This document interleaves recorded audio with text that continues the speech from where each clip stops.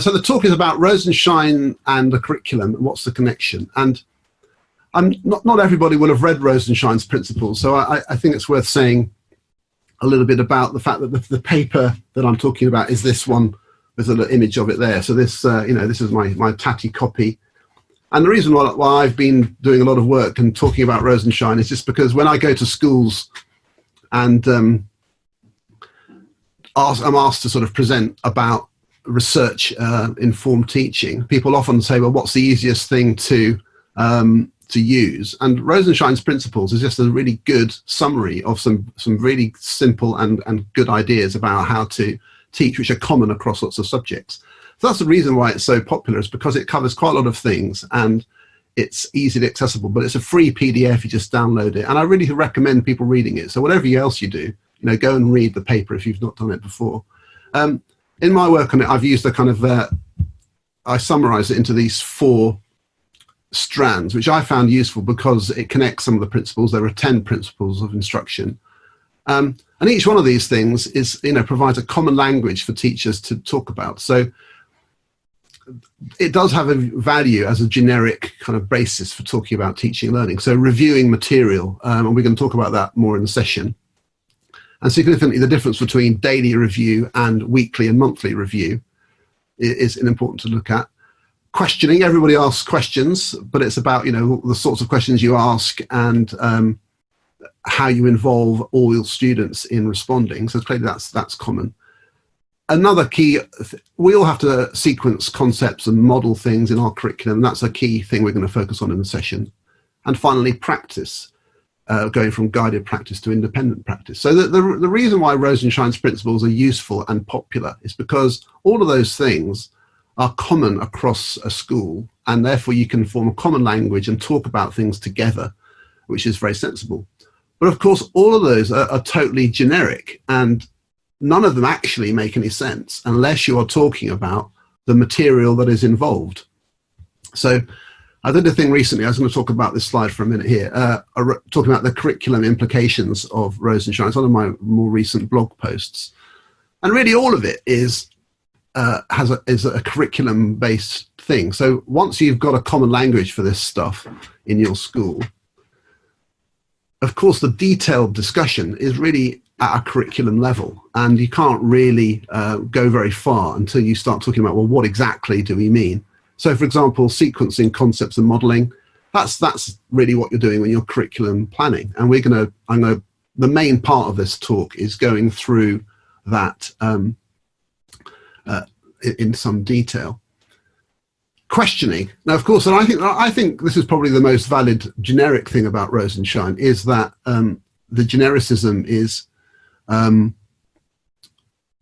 it comes to all of us. We do all have to ask questions in a class. We do all need to engage everyone in a room, and the mechanics of running a room are common to everybody, regardless of what you're actually teaching. And this is actually one of the difficulties I think teachers often have, is involving everybody, and the curriculum that you've designed needs to reach everyone in the room, and that's the hardest part. But of course, then the types of questions you're asking are very specific to the curriculum, and the maths questions that you ask in languages, or good questions in history, that has a curriculum element. So there's the mechanics of running the room are generic, but the curriculum aspect has to be thought through. Practice is another thing. So it's useful to talk about practice and the difference between guiding practice and independent practice. But of course, what exactly are you doing in the practice is all about curriculum thinking. And after an initial conversation about practice, you can't really go very far unless you're talking to your colleagues in the same subject, saying, well, how do we get them to practice this, that, and the other? And what does it look like when we've gone to the more independent stage? And finally, retrieval practice. There are lots of good general ideas about retrieval practice. We're going to look at some of those. But the nature of any activity you're doing, the questions you're asking, the type of review that you're engaging in has a curriculum thing. So sometimes people talk about this idea of curriculum trumps pedagogy, or the other way around. And I always think, well, you can't end up with a fantastic education if the curriculum plan is poor. So that's definitely true. But at the same time, this is where the castles come in. You have to work out where you're at. Now, some people are spending a lot of time designing the curriculum, which for me this represents the castle. What is a castle? What's a fabulous castle? And maybe sometimes getting a bit bogged down in the minutiae, the detail, the kind of the precision of the definition of the curriculum. But of course, that castle, if you're trying to build a sandcastle version, that you have to attend to how that's delivered. And sometimes I think that the curriculum you want to teach is brilliant. Just that's good enough. What your issue is you need to get that across to every learner in the room, not just a few, but all of them. And that's kind of the priority for some people. It's really the pedagogical implementation. It's how you make that curriculum come alive. And of course, it's different from one student to another. So you do need to think about where you're at as a group of people. Sometimes I see teachers who, the curriculum is the weakness. They could probably teach anything well, but what the material they're trying to deliver isn't as ambitious as it could be, for example. So the curriculum is the focus. So I don't think there's a general rule about one thing trumps the other. It's absolutely evident to me that it really depends, and it can depend within a school or within even a department in the school where the way people are spending their time is it the thing which is the bottleneck for the students. So you need to think about that for yourself. Where are we at with our curriculum planning, and do we really need to go into even more detail, just defining the specifics of what we'd like to teach, or is our issue really that we're just not getting it through rigorously enough to all of the students? And it's that emphasis on all of them. I think most kids, most teachers are able to teach a good proportion of the students, but it's getting into the corners. That's where the weaknesses lie. Where not everybody is thriving in every lesson, and that's the heart of the complexity of teaching. That it's simultaneously teaching a whole group of people at the same time, and that's where we need to be thinking. Well, I think that's where Rosenshine's principles really come into their own. Okay, so one of the things I think is worth looking at is this, which is the model of learning, which underpins a lot of what Rosenshine's talking about. He talks about schema building, and he talks about the fact that when we're learning something, we're building on what we already know, and that's implicit in this idea of sequencing concepts and modeling. And when I do a training in a school, I often get people to look at that slide and to discuss what does it tell us. And I've had this quite interesting conversation with Oliver Caviglioli, my partner in crime, about this arrow here, because you obviously pay attention to the environment, you decide what to pay attention to, but it also represents taking information in. And of course, we interact with our environment. We're not just sitting there taking stuff in. We're doing things to things, and they come back to us, and it's the kind of a loop. But this cycle here is really important, that when we're learning, we are storing things in our memory, which we can then remember and use. And working memory is finite, so we have to break things down into small steps. Originally, John did a fantastic job explaining that yesterday. But unless we process things in relation to what we already know, we can forget them. We can do things miraculously in some ways without really remembering them later, unless we consciously engage with our prior knowledge and make connections. And the more often we do that, the more often we activate prior knowledge, bring it back into our working memory, use it, add new information. The more often we do that, the better we get at doing it, the more fluent we become, and this pathway becomes something which we can then think about as being automatic, and fluency is an idea which is really important. But this is important that this doesn't happen by itself. So a big part of what we need to be doing as teachers is actively engaging the prior knowledge in a deliberate way, and constructing activities which make students think about that, so that then it's more likely to be stored in the long term. And it is amazing to me how often task completion trumps kind of thinking in lessons. You see this a lot, where the teachers are getting students to do things, and they say, have you finished? Have you done it yet? And actually, they're not saying, have you learnt it? Have you understood it? And that emphasis on doing, done, finished, complete is, I find, extraordinarily dominant over understanding. And switching that round to thinking and talking about understanding is a big thing. So Rosenshine's check for understanding is really key.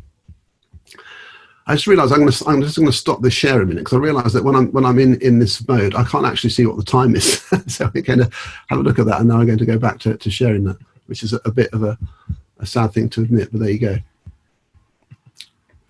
So, moving on. This idea of knowledge building on knowledge is a really important thing for curriculum thinking. You've got some ideas out there and you want to add to them. Now you have to check that the students have got the knowledge that you're expecting them to have, because you're going to add some more to that and add more to that and then make a connection to this. And one of the big challenges in teaching is the fact that a lot of what we're teaching is cumulative. It builds and builds. But if the stuff which is expected to be there before isn't there, then your students are cut adrift. And the main reason why some students struggle at school is because they're in lessons where the teacher is assuming they have knowledge that they don't actually have, or a level of confidence and fluency with that which is expected and is missing. Which means part of teaching, an embedded and everyday part of teaching, is checking that the knowledge you're assuming is there for everybody, not just a few, for everybody. And it's the hardest part. It's the hardest bit to get right. And if we cut corners, and I have met teachers who just, and I've done it myself, you sort of get frustrated. You think, well, you should know it, so look, I have to teach this stuff. You should know this stuff already. And I'm sorry, I've got to move on. And you're almost sort of knowingly leaving people behind, because you've got so many things to prioritize. So I'm not saying this is easy. It's something we need to be aware of, that students get left behind a lot. And so going back and forward in our teaching has to be something we're really ready for constantly. Now let's have a look at this sort of idea. A scheme that builds doesn't just happen in a linear order. Imagine your knowledge of, say, geography. So here's a map. There's the UK and there's the world map. Now you think about your own knowledge of the world, countries and where they are, and how many different countries you can label in, say, South America or Africa or Southeast Asia, the capitals maybe. And over the years that you have been learning about geography, your knowledge of the world will have developed and developed and developed and developed. And it'd be hard to sort of sequence that into a neat order. You just gain more and more depth, that knowledge. It's a kind of emergent, evolving process. And that is what a schema building is like. It's in most knowledge domains, you deepen and widen over time. So when you're planning a sequence of curriculum planning, you've got to have this need to revisit constantly, because you can't just sort of tick things off and say, done that, covered that, covered that, covered that, because different students will be experiencing that at different times. And that is a general rule for lots of things. But then if you look at something like this is one of my favorite primary school websites to go to, because I think their planning is great. They're Florence Melly Primary School in Liverpool. And you see here, this is just one of their documents, which is the geography curriculum map. And you can see how, different topics are there in the different years. So they've done a really good job of planning a sequence curriculum. But of course, that's in a time order, that they do this, then they do that, then they do this, then they do that. But if you look in the detail of that, you can see embedded in that is a sense of revisiting. They're planning to do this then, and then revisiting here and revisiting there. So they've got this idea that the students will mature, and its schema building can happen in this sort of organic way, because they are revisiting. And I think that that's something which you've got to think really hard about. This is a Key Stage 1 and 2 example, but you can't just plan the Year 3 geography curriculum on its own. That's the important message there. You have to plan it knowing where it fits into everything else. And to be honest with you, when you're a primary school teacher and you have to teach 10 or more subjects, that's pretty difficult to find the time for, but it is something you do need to do. You can't just think, I need to teach that. You always need to know where that fits into a wider scheme. And if you've been involved in some aspect of the planning of that, so much the better. And it definitely is true in secondary as well. So every year group is part of a wider map, and everybody needs to know what the map is. So that's important. Sometimes I think people overfuss about the specific map, as if there's the ultimate curriculum plan which is within reach, and I don't think it ever is. There is no absolute path through geography, but whatever path you have mapped out, as long as you've thought a lot about different factors, everyone needs to know what it is, so that you know that this is coming next. And don't worry about this now because we'll revisit it again and we'll go deeper in year 6. And so only in year 4 we need to get this far. So that sense of the overview is important. And it applies to writing as well. So we're going to talk about writing more at the end of this talk, but writing is a classic example of where maturation is important. You have to sort of have a sequence. We start off with, sounds and letters and shapes, but then words, and how we build a schema for writing has this organic feeling. But it also applies to lots of other things, math, science, everything has this sense of constantly needing to review. And your year 6 self can revisit what you learned in year 3, and the stuff that you learned in year 3 suddenly makes a lot more sense to you now.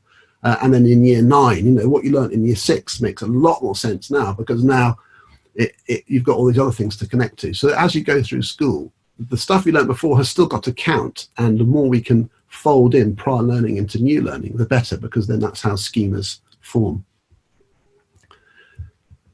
So let's have a look at reviewing materials, a sort of classic Rosenshine. This is one of the 2 strands I'm going to look at: daily review, weekly and monthly review. There is a difference between them, and I think the main thing is that daily review is really about what I'd call activating prior knowledge. It's bringing knowledge to the fore, which was previously kind of just dormant. So making so that we can then use it. So if I was going to say, talk to you about, I could just pick something out of the air, like we're going to talk about global warming. Okay, maybe you weren't thinking about global warming a minute ago, but now you are. And I don't have to do too much to activate your prior knowledge about global warming. In fact, I can just say something like, imagine you were going to explain global warming to your younger brother. What would you say to them? And that is activating prior knowledge. I don't have to do a quiz. I can just get people thinking about that. And that's what you're doing. And that's important because we're now going to be learning more about that. So I'm activating your prior knowledge. And daily review can have that feeling. It's bringing knowledge that has been previously learned to the fore, and maybe checking some details are there. Whereas weekly and monthly review are more about, we learned all the stuff before, and we're a bit more precise about, do you know all of it? And do all of you know all of it? That's the key. And techniques for reviewing material in a weekly and monthly review need to be a bit more precise than the daily review, probably. But what sort of things do we need to include? So let me just, if I can get this to work. Well, before I talk about that, these are some of the principles that I think help bring this alive. Retrieval practice needs to involve everyone. Now, you might think that's just the most obvious thing anyone can say, but I only put these things down because I see these things not being done. So it is possible for a teacher to quiz a class by asking one question at a time to an individual. So not everybody is being asked all the questions. And you might think, well, that's crazy, but it's because, but that does happen. And so is everyone being asked all the questions is the first thing. Can they check their own answers? You've got to make this thing high frequency. So can they check their answers quickly and easily? Were you clear about what they needed to know? So we're not trying to catch people out. This isn't, university challenge where we're trying to sort of ask hard questions from anything you might know. It's, do you know the things that you're supposed to know? So being clear about what it is that you ought to know in advance, I think, is really important. Making it generative. Now, generative means that you bring things from prior knowledge without a stimulus. So I have been in lessons more often than I'd like to, where the teacher has allowed the students to look up the answers to quizzes in their books almost all the time. So generative means, do you know it? Not, can I find it? And you need to be clear about that. Varying the diet is key. So we're going to talk about that in a second. You can't just quiz the same knowledge in the same way.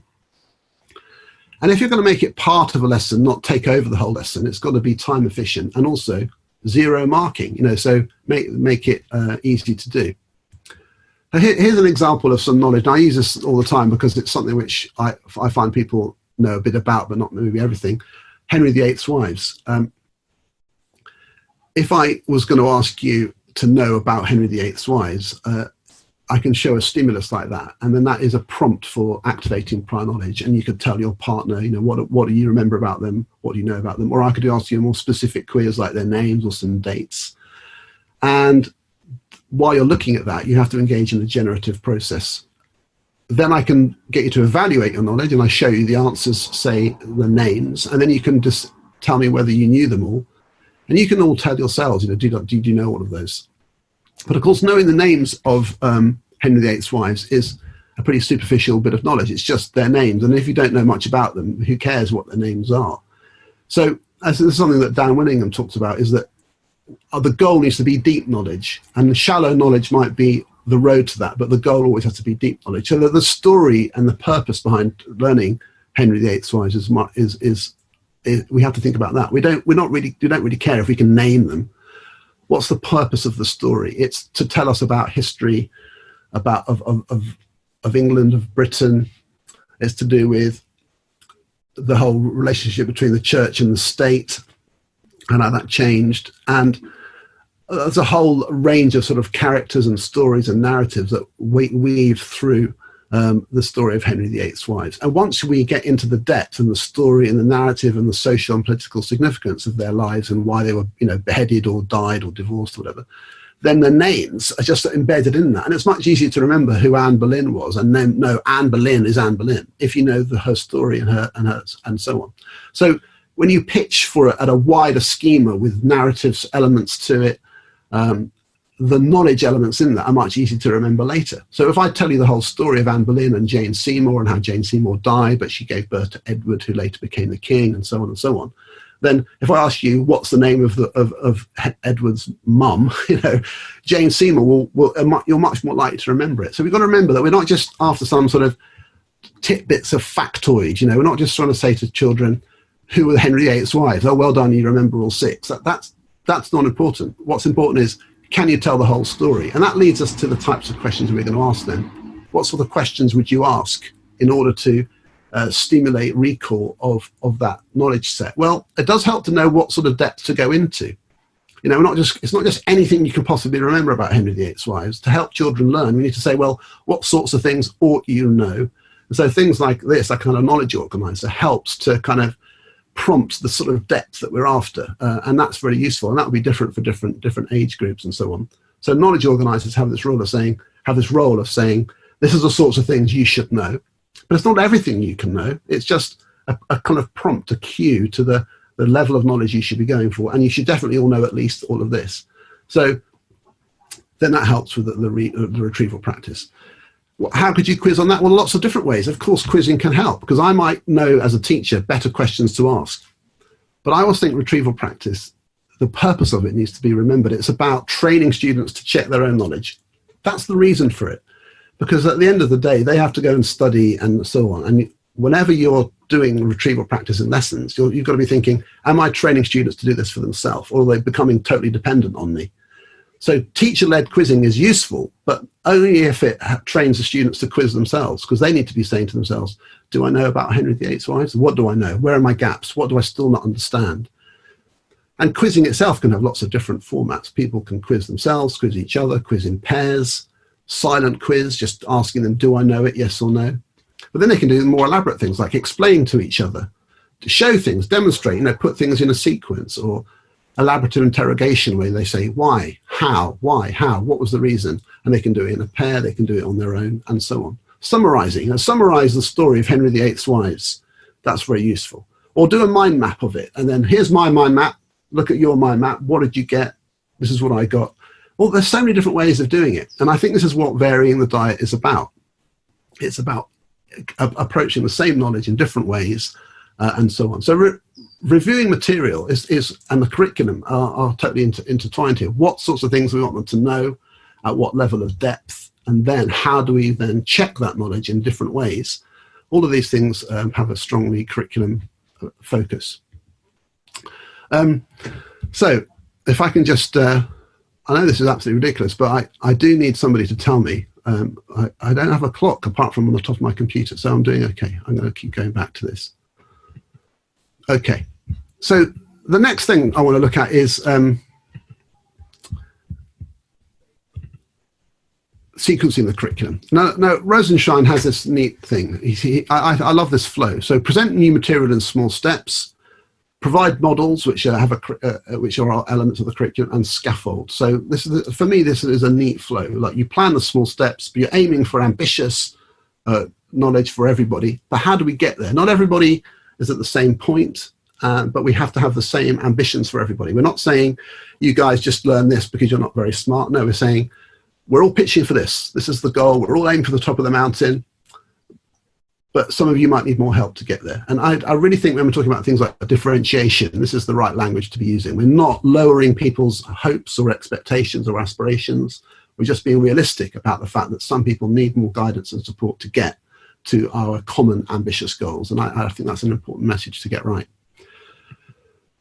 Let's have a look at some examples. So here I like this example because I think it just tells the story well. How do we sequence concepts?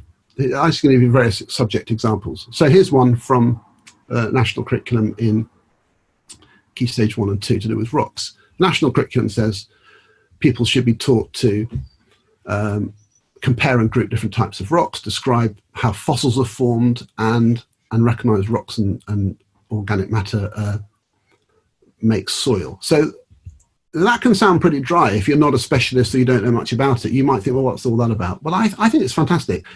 These sort of jigsaw things come from Michael Tidd. When the national curriculum came out, I think 2013, he made these jigsaws, which I find very useful. So in year 3 and 4, in geography, it says, describe and understand climate, rivers, mountains, volcanoes, and earthquakes. Also, in science, in national curriculum, we've got classification of rocks. And in year 6, we've got the evolution and adaptation. Now, why is that good? I think the people who were doing this knew what they were doing, because what you've got here is you've got a sequence of curriculum which really helps tell the story. Why do we want to know about rocks in Key Stage 2? What's the point?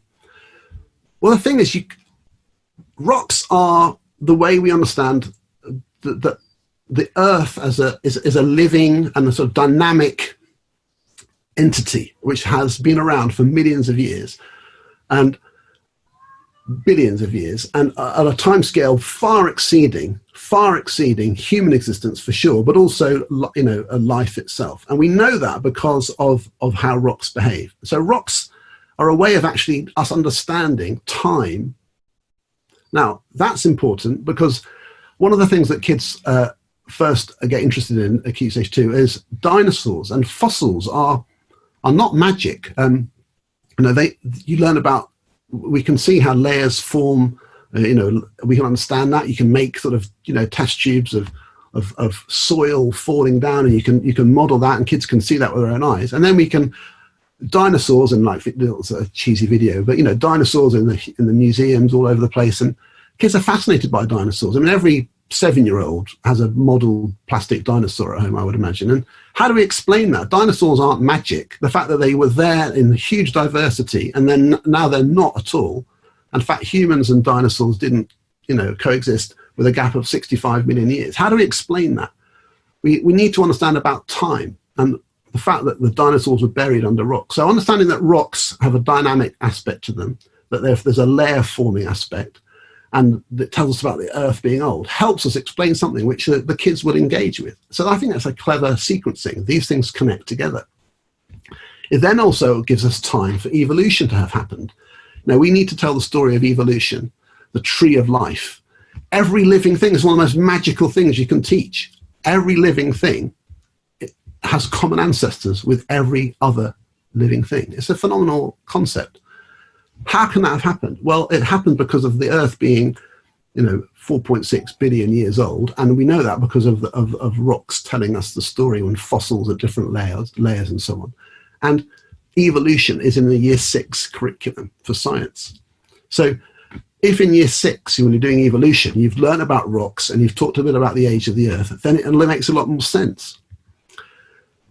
One of the things we need to be clear about is the problem with that diagram on the top. It's a very common, it's almost like a meme that you see in talking about, the evolution of man. Is that it shows a very modern looking chimpanzee here. And that can lead to the misconception that we have evolved from chimpanzees, and which is confusing when they're still around.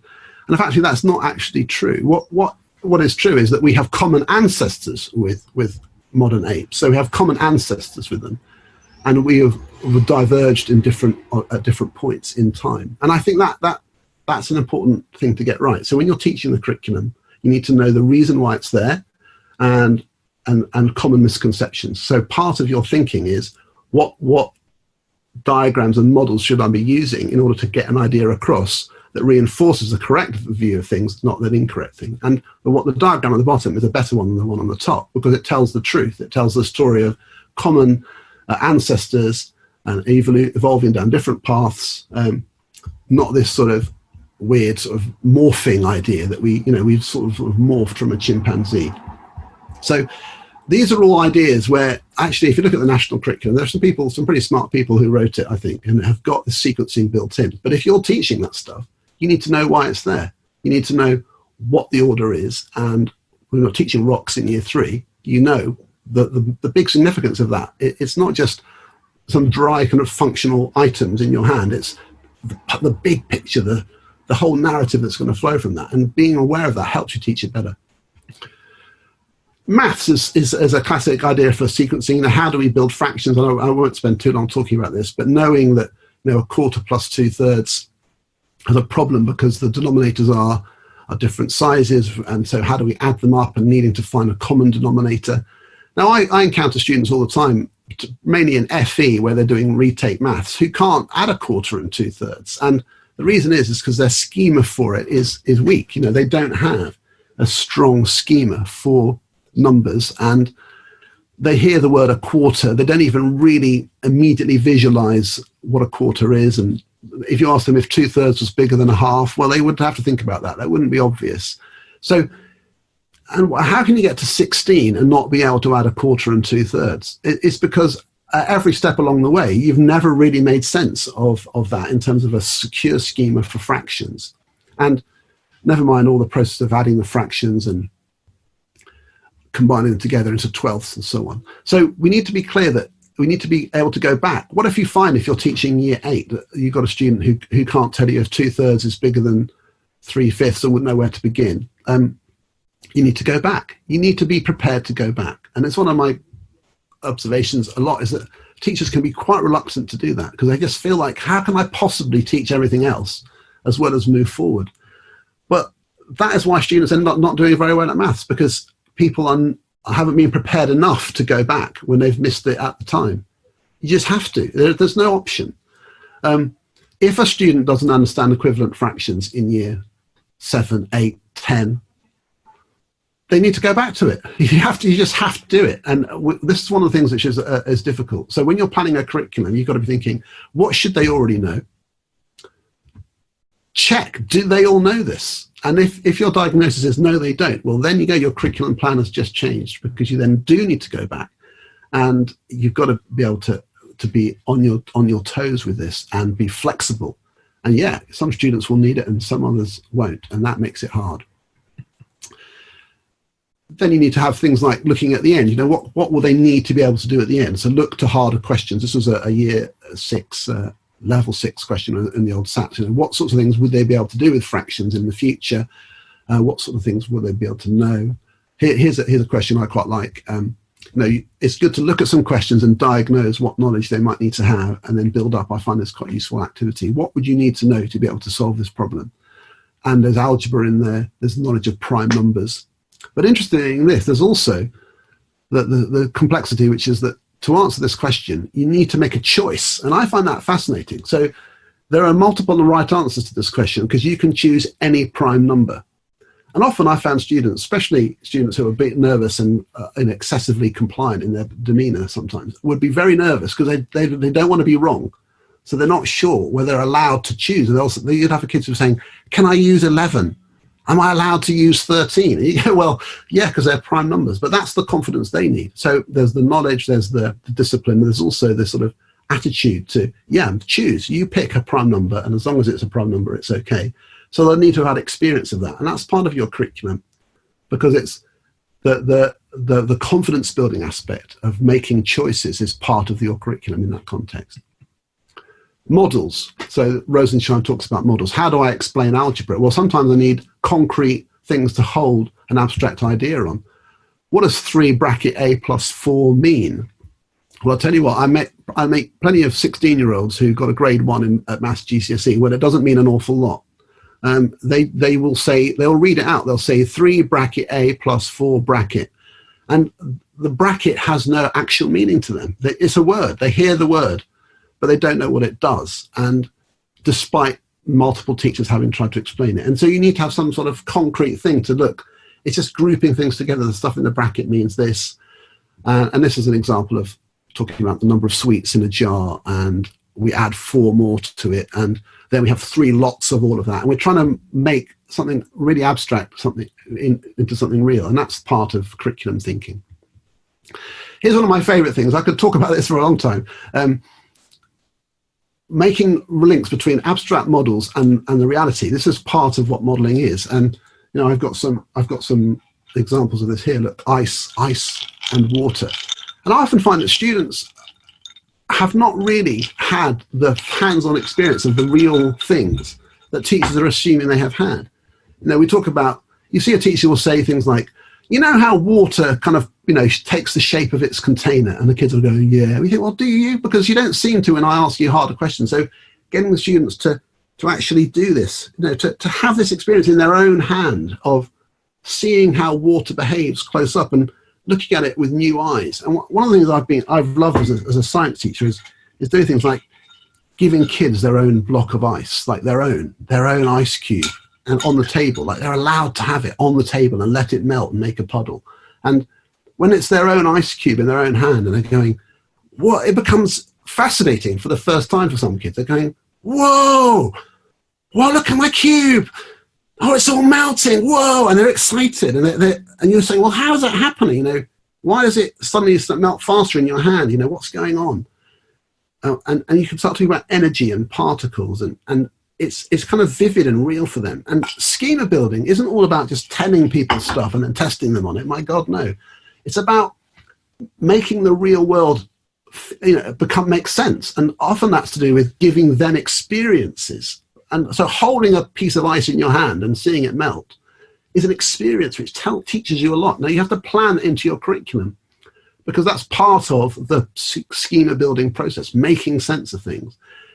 And abstract ideas are incredibly difficult. A lot of people don't really get the idea. Why does ice float on water? Why is ice almost unique as a solid that floats on its liquid form? It's to do with the structure. And that's quite hard to understand, but at least getting a sense that that's true is something you can all experience. So, I could go on about this, but this idea of, linking abstract ideas to concrete experiences is a big part of thinking in lots of subjects.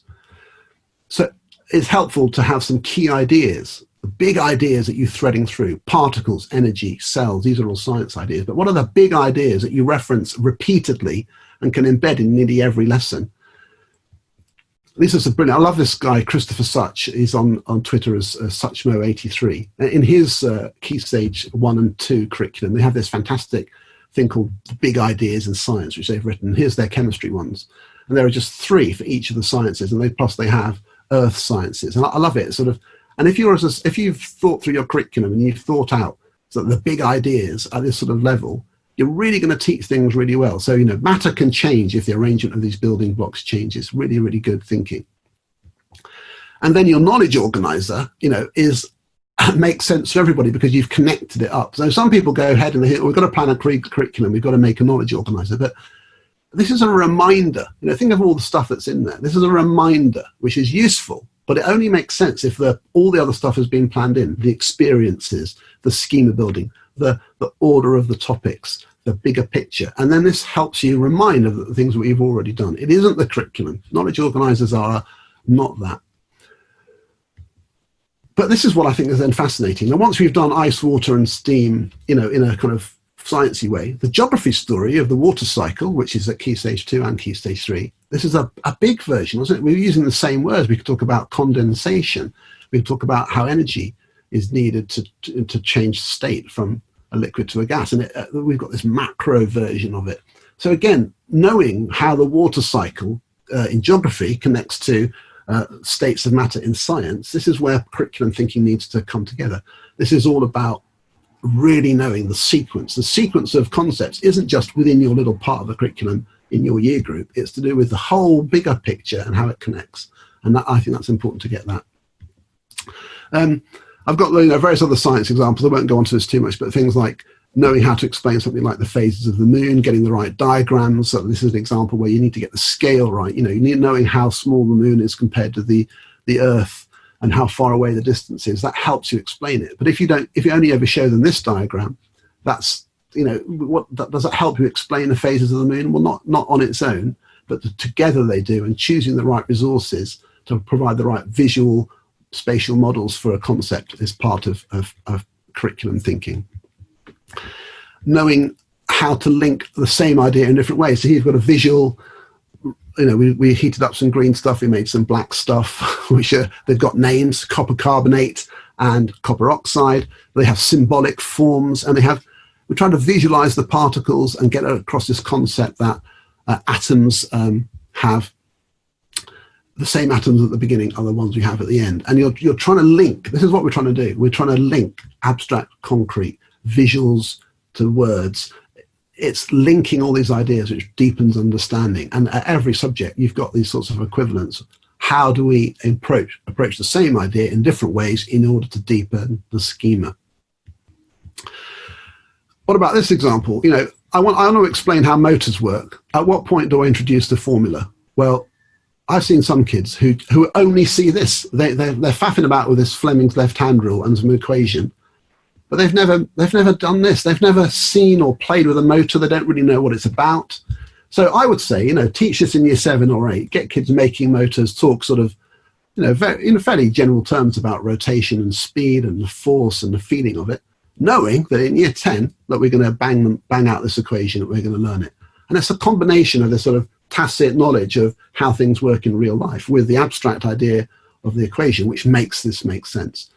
But we don't have to obsess about the equation in year 8. That's too difficult for most kids, so we won't worry about that. We know that's coming later, but we must make sure we give this experience. So it's perfectly valid to give kids purely experiential learning, knowing that they formalize it later. And that again, requires a level of confidence that your spiral curriculum is going to happen and be delivered.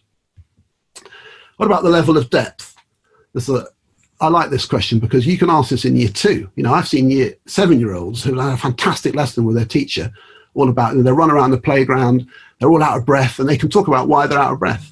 And that's a really good discussion. You can have a deeper discussion in year 6, a deeper discussion in year 9. And by the time they're in year 11, well, they should be really talking about equations and know all about respiration and anaerobic respiration. So one of the things you need to be thinking about in your curriculum planning is the depth of knowledge. The concepts are similar, but at what level of depth? And you model this through your answers and you scaffold up. So, you know, in every subject, whether it's history or geography, economics, whether it's poetry, what prior knowledge is needed? What's the level of depth? Do the students have the knowledge? And you need to be thinking. I've seen some really lovely schemes of work which are planned with this in mind, which is they have a sort of box at the top, expected prior knowledge, and then the process is checking for that prior knowledge, checking that everyone has it. And guess what? If the students don't have it, you don't just say, well, go away and learn it. You have to sort of make sure they understand it, because if it's prerequisite, they need to have that knowledge in order to move on with the topic that you're doing. So I think that's a really good part of good curriculum planning is the prior knowledge books, because let's face it, we want all of the students to know all of the stuff, and the weakest students are the ones we're most worried about. And if they can't deal with the prior knowledge, then why are we carrying on with more? We've got to have that flexibility, as I said before about the maths. It applies to all of these things. Okay, I'm just going to do a quick time check. I'm really sorry about this, but it's just that I've got a few more minutes and I'm going to stop. The last example I want to give is about writing. So I think it's probably the most common schema building thing that we have is writing. How do we build writing? Well, writing has many elements, doesn't it? Writing has words, so we need to decide what words we want the students to have. And you can't just hit and hope on this. Deliberate vocab development is an important part of curriculum, thinking. And we need to give students plenty of practice with a specific set of words. And I'm often seeing students oversaturated with too many words that they are trying to learn and not practicing any one of them very often. So you need a level of frequency with words. So you need to be more selective. These are the words now, then some more, then some more, then some more. And if you've used the word multiple times in different ways, then you're more likely to remember it and use it. So don't just like, you have to build slowly. So those words, there's grammar. And that is which bits of grammar are we all teaching? These are grammar questions. Do we understand the grammar? But then it all gets integrated. So you can't deconstruct writing into these tiny elements on its own. It all has to be integrated. And we need examples and rubrics. And this is where the whole quality model idea and Daisy Christodoulou's amazing work on comparative judgment comes in. How do we describe to children how to improve their work? I often use this in my CPD. Which of these is a better picture?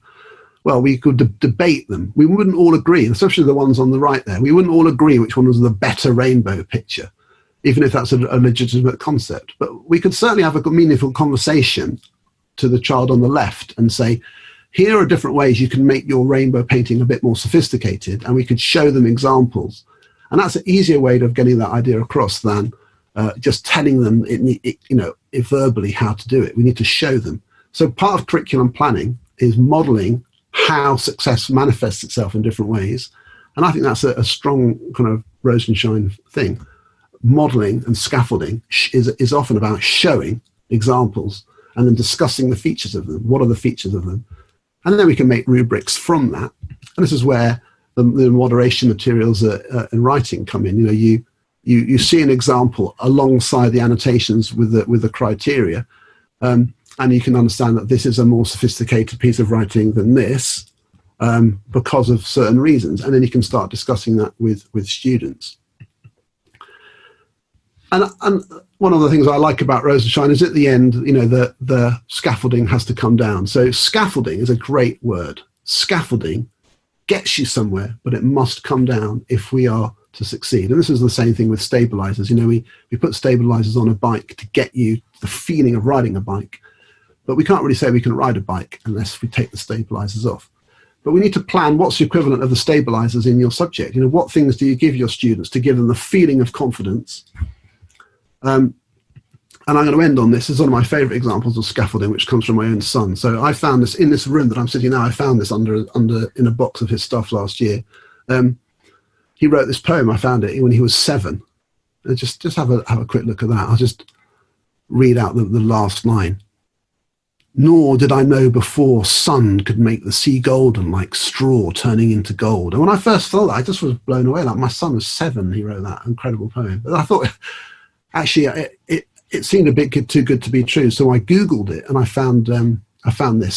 So okay, I was a bit crestfallen at that moment. But so he wasn't that much of a genius at that time.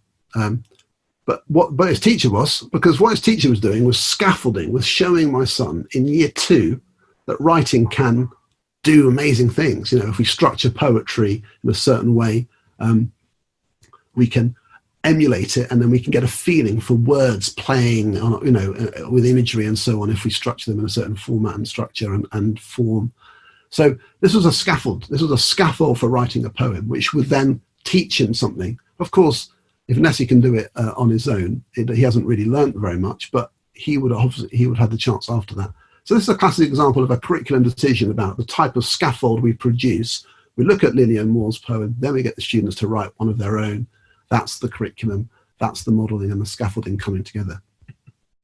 And things like the types of words that we, structures that we use in writing are all models and scaffolds. And ultimately, we build up to whole extended writing. We're showing exemplar writing, deconstructing that paragraph, that answer, that maximum score answer for this history essay teaches a lot. This is there's a lot of knowledge content in there. There's structure to the paragraphs. There's the answering the question aspect of it. It's not just writing stuff about Hungary in 1956. It's answering this specific question. So there's so much modelling embedded in a big, rich discussion about why that is a full mark answer. But if you just looked at the success criteria, it's gibberish. Demonstrates a range of accurate and detailed knowledge and understanding. And nobody understands that on its own. You have to see an example. It comes alive. Oh, okay, that's what they mean. That's what it looks like. It becomes clear. And of course, then the students need to be able to do that on their own independently in the end. But to begin with, just writing one paragraph for 4 marks would be a start, wouldn't it? And then maybe a second one. And so we need to scale up our practice activities so that students are practicing at the level they're at, not just being dumped in deep end and doing an 8-mark answer when they're not really ready or they don't have the knowledge. So something like this, you know, a knowledge quiz about events in Hungary in 1956 would be a good beginning. Do you know the facts? Yeah, okay. Right, now can you write an explanatory paragraph? That's the second wave, and so on. So your sequencing of your curriculum is to have this feeling of laddering up the stages and being very deliberate and knowing about that. Okay, so I think we're about out of time, so I'm just going to finish up there. Last thing to say is this. Everyone knows Rosenshine's principles of common sense, don't they? That's what people always say to me, but not everybody enacts them with maximum fluency because they're not always easy. So it's not about do you do them or not, it's about how well you do them. Do you do them intensively enough? Do you do them with enough detail in your curriculum thinking? And do you enable all the students to engage with the curriculum? That's the challenge, not just some, but all. And that's where it's harder to enact these things than some people might say. So thank you very much. I'm going to stop there. There's a full Rosenshine masterclass thing I've done. A lot of people seem to be accessing this. It's just on my website and on my Twitter. There's about each of these videos, and we can see the lengths there. And it's me talking through them in a much more sort of slow and steady way. And that's just, you know, free for anyone to access whenever you like. So I hope you find that useful. So I'm going to stop talking now. I hope you found that useful. And now I'm going to take questions. I don't know, Elena, if you're going to give me the questions or what, but I'll just... Yes, we've had quite a few questions. Some people are a bit concerned about mixed attaining classes. And what would be the quickest way to address a lack of prior knowledge with 1 to 3 students, very few students in a very diverse mixed attaining class? So how would you do that without having to run intervention classes all year round? So with mixed attaining classes, I think there are a couple of things. One of them is I think you need to be even more precise about what the knowledge is. So that if that's vague, it's hard. I mean, if you're saying that this is what you should all know, and then you teach them to study, you know, you give them practice tasks or recall activities, which they can do more independently. So, for example, I don't know, that most recent example I gave in there about, you know, the story about Hungary. Well, you have to diagnose what the students can't do. Is it they just don't know the facts? If it's in fractions, if you're adding fractions and finding that difficult, what practice tasks can I give the students who are not yet up to speed? And you need to just design those sorts of things. So knowledge retrieval or practice activities, which the students who are not up to the level you're hoping can still go on to do more practice of. And I think that should be a big part of curriculum thinking, is designing practice tasks for students who are behind and giving those to the students as a sort of a mainstay of their extra study. Do you mean during the lesson, or do you mean during the lesson and beyond it? Because I think that's something which, you know, students who are behind need to catch up. They need to do extra. And I think that's quite an obvious thing. Where you do find students do catch up, they don't just do it by not doing less work, they have to do more. And so we have to give them the tools. So sometimes it's not about doing more material, but more intensity of practice. So practicing the same thing more. So a lot of homework activities can be just, here's the same stuff, just do it again. Like if I need to practice my piano scales, I don't need to know more scales. I need to do the same scales again, better, more fluently. So keep within the same material. Don't keep adding more to them. Just keep them practicing the same stuff. Another thing I'd say is having tiered question sets. I'm a big fan of that. So when I see that in lessons, I think that's really good. You've got, you know, levels of questions, which have got lots of questions within a difficulty range, but they're all on the same document, so that students within the same class can see the path forward. They're not being held back, but they are also able to practice at maybe a lower level than the person next to them, because that's where they're at. Mm-hmm. If it's just the same stuff for everybody, you know, and it's too hard, well, then you're going to find that difficult. So the differentiation is problematic if you're saying you guys don't need to know this. That's terrible. But if it's, look, there are steps. You're on step 1, you're on step 2, you're on step 3, and everyone can see the steps and they're accessible. That's how I would approach it. Thank you. We've had a few questions as well, asking, it's something you said towards the beginning. we were talking about retrieval practice at the start of the lesson. Someone said Rosenshine highlights retrieval practice at the beginning of a lesson should be knowledge that will be used in the immediate lesson. And so someone was asking, do you believe that lesson start of factual recall tasks should include other topics or just the knowledge that is needed for today's lesson? What's the tension there? I think you need to be clear about that. Rosenshine is describing some general tendencies. And so he's saying, sometimes teachers use a quiz at the start of the lesson, that's useful. But, Rosenshine, there's a broader thing which is to do with retrieval practice in general. So I think you can't be too absolute. There might be a lesson where you start with a retrieval because you're going to build on that knowledge. So I need to move on today. So before I move on, I'm going to check the knowledge that I'm expecting them all to have. That's my focus today because I need them all to know that. And that might be on Tuesday. On Friday, we're going to do a starter, which is actually more like a weekly review. We're going to check various other bits of knowledge because I want to make sure that we are keeping our prior knowledge live. And so you just decide. You have to decide. There's no rule about that. It's just, what's the purpose? Today, I need you to really activate prior knowledge, so we're going to build on it. That's my focus. Tomorrow, we're going to do a more broad range of questions because I need you to remember a broader range. So that is entirely up to you to decide. There is no truth about one is better than the other. Okay, thank you. Another interesting question. What approach do you follow when there are contrasting concepts or theories or opinions along the way of the schema building process?